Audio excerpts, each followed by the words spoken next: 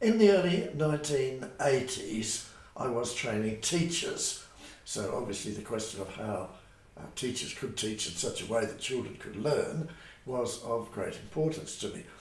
At the same time, I myself had a young family, so I could observe at first hand the amazing learning capacity of young children. The way they picked up language, the way they explored their world was always intriguing. This led me to wonder what happened between childhood and adulthood. Why it was that so many adults seemed to get rather, stuck in their ways. The contrast seemed to be particularly evident in the case of the Christian faith of adults. I noticed amongst my friends, and perhaps in myself as well, how quickly people acquired new skills, learnt new techniques, discovered new hobbies, had new experiences. But in the area of their Christian faith, often it seemed to me that these Christian adults, these friends of mine, still had a kind of childlike faith, a nostalgic faith, or a faith which had settled down into a kind of an unexamined, unreflective routine, or other cases where faith seemed to be more or less stagnant, where unanswered questions had occupied people's minds and been pushed to the back. And so we had this paradox of learning adults, but an unlearning Christian faith. Why was this? I pondered on the answers quite a bit, and in 1985 I wrote my first book on this subject, which was called What Prevents Christian Adults from Learning. Here I explored the problems of adult religious learning, mainly from the point of view of individuals. I began to realise that the way people learn differs according to the stage of their life and their experience, that what it is to learn is not necessarily the same for a 20-year-old as it is for, let's say, a 50-year-old. I also discovered that over that lifetime of experience and growth, our personalities are not stable, we're not stagnant, we are always growing as people, and therefore we need to have a faith which grows correspondingly. So I came to the concept of an evolving faith for an evolving self. But then I realised that in many ways that is not the expectation which the church holds out to people. We are often given an impression through our hymns and the general orderly structure of our church life that things are very stable, that we're not expected much to develop or change in our faith. I found this at its most vivid with the continuing work with young children in churches, which often seem to be little more than the telling of Bible stories and simple moral teaching. We didn't teach our children and our young people thinking skills, so they had no way to grapple with the complexities of faith. Mind you, there was another factor as well, which I must share with you. In the early 80s, I myself had lost my sight, and so I was presented with this huge problem and had to learn rapidly all sorts of new things, not only how to make a cup of tea, but how to image God, because this was a huge challenge to my imagination. This made me wonder whether it is the case that adults only learn or learn best when the structures of life are upset, when the crises of life come upon us. Is that the case? Then is it the mere stability and perhaps conventionality of much church life which prevents Christian adults from learning? But I'd no sooner finished writing this book than I began to realise its limits. I began to realise that the problems not only lie with the individual, but that each of us is situated in a community, in a society, in a world, and our environment has a huge impact upon how we learn and what we learn. I then turned at the next part of my exploration of this problem of adult learning to the society and its impact upon the individuals. By the 1990s, I had begun to think of Christian education as comprising two stages. I summarise these by saying that Christian education should lead people out of pain, then into pain.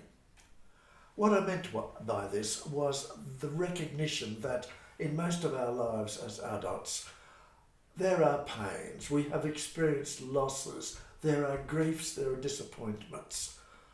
All of this creates a static, an urgency within us until that static in our own lives is hushed. We cannot hear the static of the noise of the cry of the world.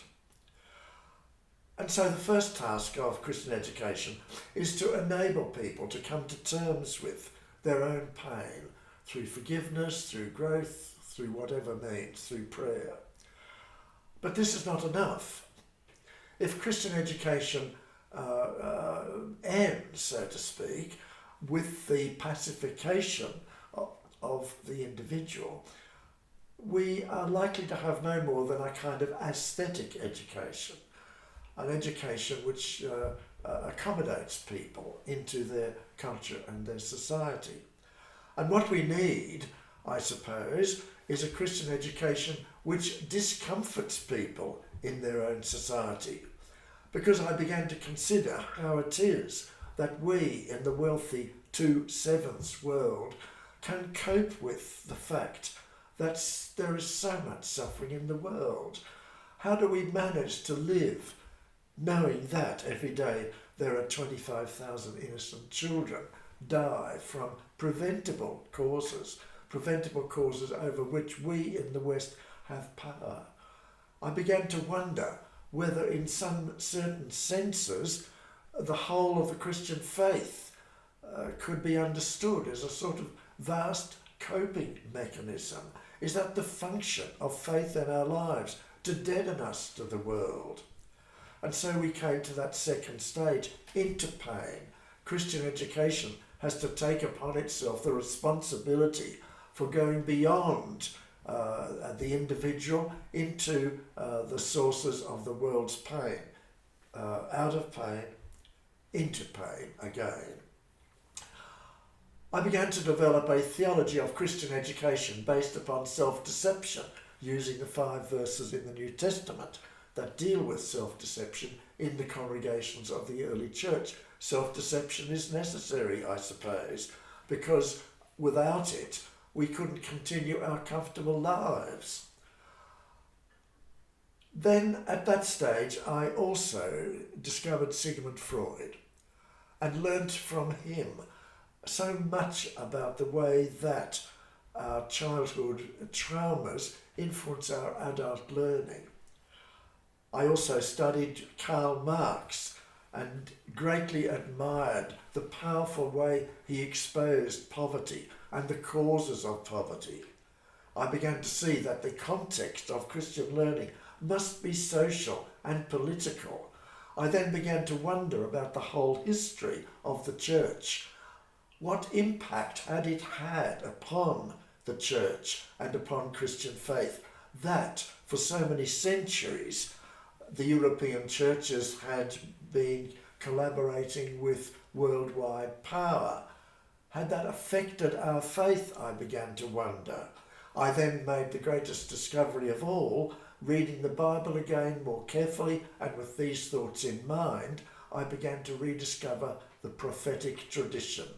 It began to seem to me that the recovery of the prophetic tradition of the Bible was the key to a learning church. And so I worked on this theme, coming to the Queen's Foundation in 2004, brought me out of religious education into the training of ordinands, both men and women, for priesthood and ministry in the Church of England, the Methodist Church and other churches. And so this gave me an opportunity at first hand to gain greater understanding of the way Christian adults learn and what prevents them. Earlier this year, my book, Towards the Prophetic Church, was at last published. When I speak of the prophetic church, I don't really have in mind the charismatic ministry of prophets in the church, the way it's understood in many of the charismatic churches. I respect that, certainly, but it's not what I mean myself. The other meaning that I don't intend to pursue is the idea of prophecy as mainly prediction. That I would prefer to call a sort of biblical futurology, and reserve the word prophetic for the social and prophetic teachings of the great prophets and of Jesus Christ. It was the recovery of that prophetic tradition which drew me into the study of the social and political conditions, not only of the ancient world, but into the first century and the conditions of the Roman Empire. In my book, Toward the Prophetic Church, I have tried to show how that early tradition of prophecy, of following the God of justice, of walking with Jesus as he opposed the great disparities between the wealthy and the poor of his day, and the subsequent history of the church, where so much of that prophetic instinct, that demand for justice, was overwhelmed by the great European search for power. I believe that from the Crusades, and even indeed from earlier centuries, the church began to lose this prophetic edge, but it was never entirely lost. Today I believe that to recover a learning church is to recover a prophetic church. By that I mean that what we need most of all to learn is the relevance and importance of faith in Jesus Christ, of the meaning of the Bible, of the nature of a God of justice as transforming elements, as transforming realities, which will enable the church to learn about the world and to seek to change it. My book concludes with the reflection that the theological education of both lay people and clergy in the churches is not a matter only of understanding the world, but of changing it. Of course, to change the world, we have to understand the world.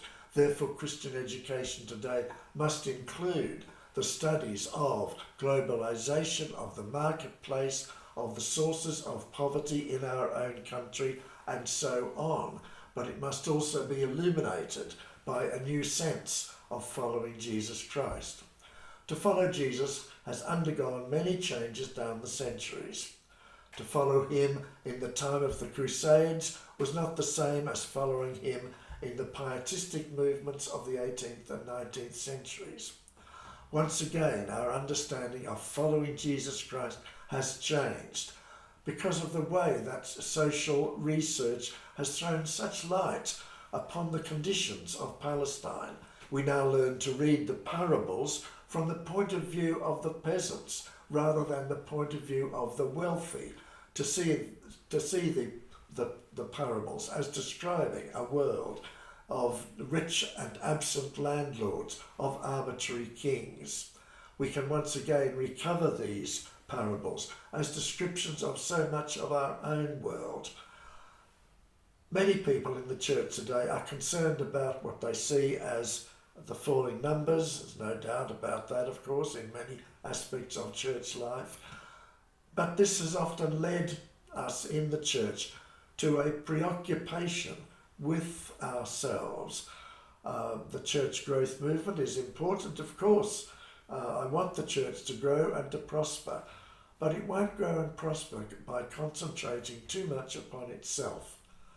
We need to transform our Christian faith along the lines of social justice and prophecy so that we can once again truly become a relevant learning church.